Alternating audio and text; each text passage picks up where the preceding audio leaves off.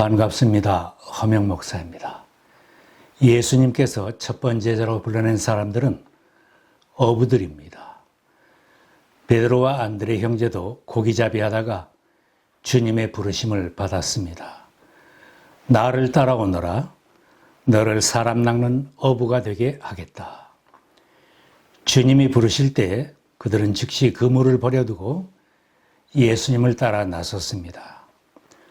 복음을 전할 일꾼으로 쓰시려고 불러낸 그들을 예수님은 3년간 현장 훈련을 잘 시켜서 따르게 하였습니다. 예수님은 제자들에게 장차 자신이 죽임을 당하고 제3일 만에 살아날 것이며 모든 제자들이 자신을 버릴 것이라고 예고하셨습니다. 그 말씀에 베드로는 주님 앞에서 장담하였습니다. 비록 모든 사람이 다 주를 버릴지라도 나는 절대로 버리지 않겠습니다. 후일 주님이 체포되어 대제사장의 재판정으로 끌려가시는 날에는 모든 제자들이 다 도망을 쳤습니다. 예수님 좌우편에서 한자리 하고 싶다고 청했던 제자들도 떠나갔고 그렇게 장담했던 베드로의 결심도 허무하게 무너졌습니다. 예수님이 체포되어 끌려갈 때 베드로는 그 결말이 어떻게 되는지 보려고 멀찍이 서 따라갔습니다. 현장에서 불을 쬐고 있던 베드로에게 사람들이 너도 그의 제자로구나 지적을 했습니다. 그는 단호하게 나는 예수를 모른다고 부인하였습니다. 나는 당신들이 말하는 그 사람을 알지 못하오. 베드로가 세 번째 주님을 모른다고 부인하였을 때 닭이 두 번째 울었습니다. 베드로는 닭이 두 번 울기 전에 내가 나를 세 번 모른다고 할 것이다 예고하셨던 주님 말씀이 생각나서 바깥으로 나가 심히 통곡을 하였습니다. 그리고 옛날 생활로 돌아갔습니다. 예수님께서 베드로를 반석 같은 일꾼이라고 이름도 바꿔주면서 따르게 하셨습니다. 늘 앞장서서 주님을 따르며 주님의 능력을 그렇게도 많이 체험했던 베드로인데 예수님을 장사한 후에는 동료들 앞에서 나는 물고기 잡으러 가겠노라고 하면서 바다에 나가 다시 그물을 던지고 있었습니다. 지금도 주님을 따르다가 돌아서는 사람들이 있습니다. 힘들 때마다 옛날의 자리, 옛날의 사람들이 부르는 소리에 끌려 다시 옛날로 돌아가 지난날처럼 살겠다고 합니다. 내가 섬기는 교회와 자신이 처한 현실이 너무 힘들고 무서워서 도망을 치고 싶고 기분이 상해서 떠나야겠다고 합니다. 주변에 낙심한 동료가 떠나겠다고 하면 나도 떠나겠다고 하여 세상으로 나가려는 사람들이 있습니다. 지금까지 지낸 것 주님의 은혜라고 간증하면서 주님을 따라왔는데 주님의 능력을 체험하고 주님을 영접할 때에는 몸 바쳐 주님을 섬기며 따르겠다고 다짐을 했었지만 힘들 때마다 떠날 생각을 하는 것입니다. 그러나 주님을 따르던 제자들이 다시 옛날의 자리로 돌아간다고 하여 재기하고 성공하거나 다른 일로 성공자가 되기는 어려운 것입니다. 다시 바다로 나갔던 베드로의 일행도 형통하지 못했습니다. 베드로를 포함한 7명의 제자들이 고기잡이로 되돌아가서 밤이 새도록 그물을 던지며 수고를 하였습니다. 그러나 한 마리도 잡지 못했다고 했습니다. 그 바다에서 오랜 경력을 잡아던 어부들이었지만 밤이 새도록 고기가 없는 쪽으로 그물을 던지면서 허탕을 치고 있었습니다. 누구든지 주님과 교회를 떠나서 옛날로 돌아간다면 잘 될 것을 기대하지만 패배를 체험하고 지친 자신들의 모습을 발견하게 됩니다. 주님을 떠나 세상으로 다시 나가서 자신 있게 지난날처럼 살아보겠다고 애쓰는 사람은 이들과 같이 처량해집니다. 그러나 불러주시고 다시 찾아주시는 제자들을 향한 주님의 사랑은 무한하십니다. 그들이 밤바다에서 허탕을 치고 나서 많이 지쳐있을 때 부활하신 주님이 그들이 있는 현장으로 찾아오셨습니다. 해변에 서 계신 예수님이 그들에게 물으셨습니다. 얘들아, 뭘 좀 잡았느냐? 잡은 고기가 있느냐? 예수님은 그들의 대답을 이미 알고 계셨지만 그들이 자신들의 필요를 말하기를 바라신 질문입니다. 이 질문은 그들의 삶을 돌아보게 하는 질문이기도 합니다. 주님께 나는 잡은 것이 없습니다. 내 지갑은 비어있고 내 창고도 비어있습니다. 우리가 가진 것이 없다고 고백할 때 주님이 채워주시는 은혜를 체험하게 됩니다. 그들은 한 목소리로 대답했습니다. 못 잡았습니다. 빈배라고 말하는 그들에게 주님이 일러주셨습니다. 그물을 배 오른쪽에 던져라. 그리하면 잡을 것이다. 그때는 제자들이 주님을 몰라보았지만 예수님 말씀대로 그물을 던졌더니 고기가 너무 많이 걸려서 그물을 끌어올릴 수가 없을 정도로 많이 잡혔습니다. 주님을 떠나서는 수고를 많이 해도 우리의 삶은 의식주가 더 힘겨울 수도 있습니다. 많이 벌려고 다시 시작을 해도 모아지지 않을 수도 있습니다. 그러나 힘겨운 삶의 현장에서 고생할 때 나를 찾아오시는 주님을 만나면 채워주시고 공급해 주시는 은혜를 다시 체험하게 됩니다. 사도 바울의 고백과도 같습니다. 나의 하나님께서 자기의 풍성하심을 따라 그리스도 예수 안에 있는 영광으로 여러분에게 필요한 것을 모두 채워주실 것입니다. 고기가 많이 잡혔을 때 요한이 비로소 주님을 알아보고 베드로에게 주님이시라고 알렸습니다. 성급한 베드로는 바다로 뛰어내려 예수님에게로 달려갔습니다. 다른 사람들은 배를 타고 육지에 올랐더니 주님이 숯불을 피우고 아침 식사까지 준비해 놓고 말씀하셨습니다. 너희가 지금 잡은 생선을 조금 가져오너라. 예수님은 제자들이 잡은 생선을 더하여 함께 아침 식사를 하셨습니다. 해변에서 부활하신 주님과 식탁 교제를 통하여 제자들의 삶이 회복되었고 주님의 부활의 능력을 힘있게 전하는 교회가 탄생되었습니다. 찾아오신 주님은 먼저 제자들의 사랑을 확인하셨습니다. 아침 식사 후에 주님은 베드로에게 물으셨습니다.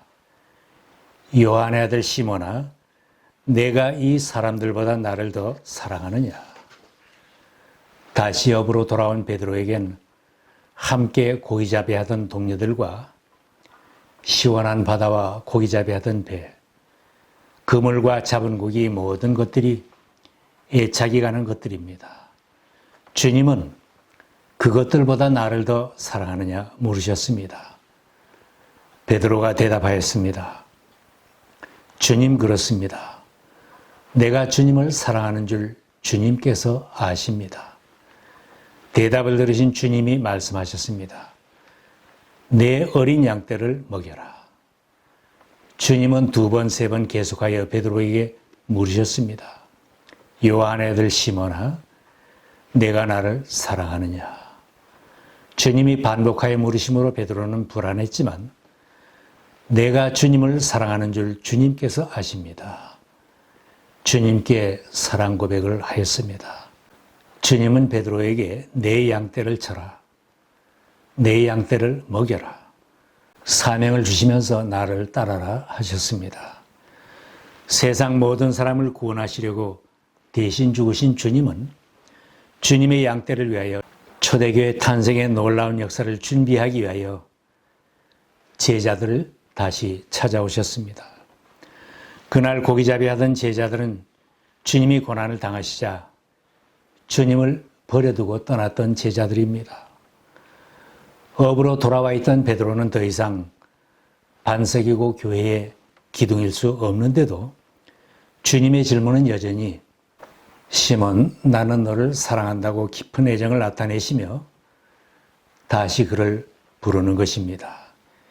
현장으로 찾아오신 주님께서 베드로의 옛날 이름을 불러주시면서 나를 사랑하느냐고 물으실 때 그는 마음속으로 주님의 한없는 용서와 사랑을 느꼈고 주님께 사랑을 고백하며 새로운 헌신을 다짐했을 것입니다. 우리가 복음을 전하며 주님의 양떼를 먹이는 일꾼으로 헌신하는 것은 주님을 사랑하는 동기에서 해야 끝까지 바르게 감당할 수 있습니다. 교회에서 임명하고 교인들이 투표해서 항존직으로 세운다고 잘 감당할 수 있는 것은 아닙니다. 부모님이 강요하여 헌신할 수 있는 것도 아닙니다. 자신을 사랑하고 나의 유익을 위해서 성공하려고 주님을 따르겠다고 한다면 처음 제자들처럼 언제 도망을 치고 옛날로 돌아갈지 장담할 수 없는 것입니다. 주님은 우리들에게도 찾아오셔서 너는 나를 따르라고 하십니다. 주님의 발자취를 따라 살고 주님의 양떼를 먹이는 사명자로 살려면 주님께 사랑을 고백하면서 따라야 합니다. 주님 사랑이 우선이 아니면 주님의 부르심을 따라 살 수 없고 낙심하여 쉽게 주저앉거나 불미스러운 일만 많이 만들어내면서 주님 영광을 가리게 될 것입니다. 주님이 베드로에게 따르라고 하실 때에도 그가 장래의 고난과 죽음을 각오해야 할 것도 말씀하셨습니다. 내가 진정으로 내게 말한다. 내가 젊어서는 스스로 띠를 띠고 내가 가고 싶은 곳을 다녔으나 내가 늙어서는 남들이 내 팔을 벌릴 것이고 너를 묶어서 내가 바라지 않는 곳으로 끌고 갈 것이다. 그리고 베드로가 동료에 대하여 이 사람은 어떻게 되겠습니까? 물었더니 주님은 그 사람 상관하지 말고 너는 나를 따라라 하셨습니다. 누구든지 주님을 따르기 위해서는 닥쳐오는 고난도 각오해야 하고 또한 다른 사람은 상관하지 말고 불러주신 주님의 뜻을 따라 끝까지 달려가고 끝까지 충성하는 제자로 살아가야 합니다. 주님께서 베드로에게 사랑하는지를 먼저 물으신 것처럼 나를 찾아오신 주님께서 나에게도 똑같이 물으실 것입니다. 내가 나를 사랑하느냐? 한때 주님을 따르겠다고 하다가 주님을 멀리 떠나 있는 처지라면 내가 주님을 사랑하고 있는지 사랑 확인을 먼저 해야 합니다. 주님은 사도 요한에게 에베소 교회에 처음 사랑을 찾아야 한다고 깨우쳐 주라고 편지하라고 하셨습니다. 너는 참고 내 이름을 위하여 고난을 견디어냈으며 낙심한 적이 없다. 그러나 너에게 나무랄 것이 있다. 그것은 내가 처음 사랑을 버린 것이다. 그러므로 내가 어디서 떨어졌는지를 생각해내서 회개하고 처음에 하던 일을 하여라.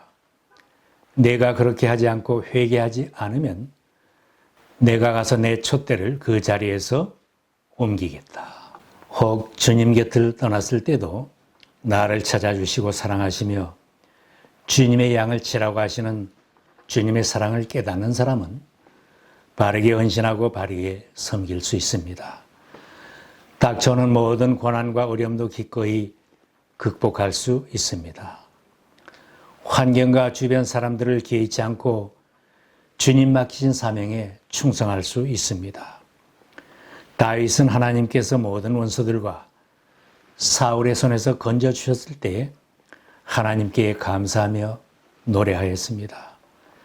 나의 힘이신 주님, 내가 주님을 사랑합니다. 주님은 나의 반석, 나의 요새, 나를 건지시는 분, 나의 하나님은 내가 피할 바의 나의 방패, 나의 구원의 뿔, 나의 산성이십니다. 항상 주님을 사랑한다고 고백한 다윗은 하나님을 나의 힘으로 삼고 승리자로 살았습니다. 능력 있는 사람과 참으로 사랑하는 관계가 된다면 그 사람의 능력을 나의 것으로 쓸 수 있습니다.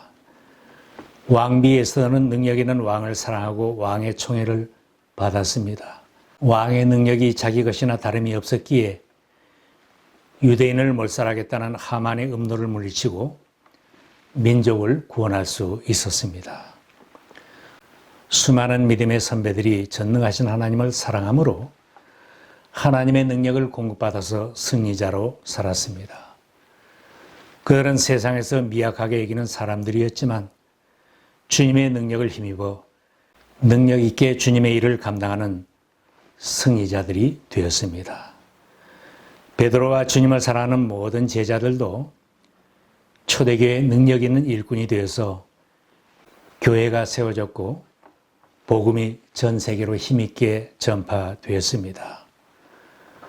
오늘 우리들도 주님께 내가 나를 사랑하느냐 하는 주님의 음성을 들을 수 있기를 바랍니다. 우리 모두도 내가 주님을 사랑하는 줄을 주님께서 아십니다. 주님에게 사랑을 고백하며 새롭게 주님을 따라가는 은혜의 날이 되시기를 바랍니다. 평소 주님을 따를 때 베드로가 주님께 물었습니다. 보십시오, 우리는 모든 것을 버리고 선생님을 따랐습니다. 그러니 우리가 무엇을 받겠습니까? 주님께서 대답하셨습니다. 내가 진정으로 너희에게 말한다. 새 세상에서 인자가 자기의 영광스러운 보좌에 앉을 때에 나를 따라온 너희도 12지파를 심판할 것이다. 내 이름을 위하여 집이나 형제나 자매나 아버지나 어머니나 자식이나 땅을 버린 사람은 100배나 받을 것이요 또 영원한 생명을 물려받을 것이다.